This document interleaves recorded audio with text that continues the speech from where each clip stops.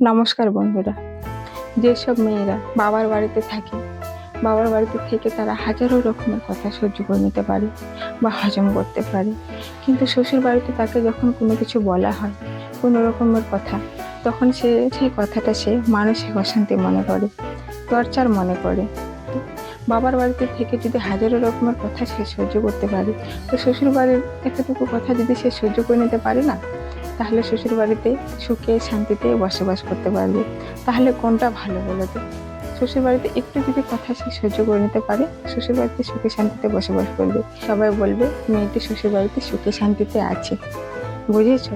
তাহলে তো বন্ধুরা, আমার এই ভিডিওগুলো তোমাদের যদি ভালো লাগে, ফেসবুক থেকে দেখলে পেজটিকে ফলো করে রাখবে, ইউটিউব থেকে যদি দেখো চ্যানেলটি সাবস্ক্রাইব করে আমার পাশে থাকবে এরকম আরও নিত্য নতুন ভিডিও পেতে। ভিডিওটি প্রথম থেকে শেষ অবধি দেখবার জন্য অসংখ্য ধন্যবাদ।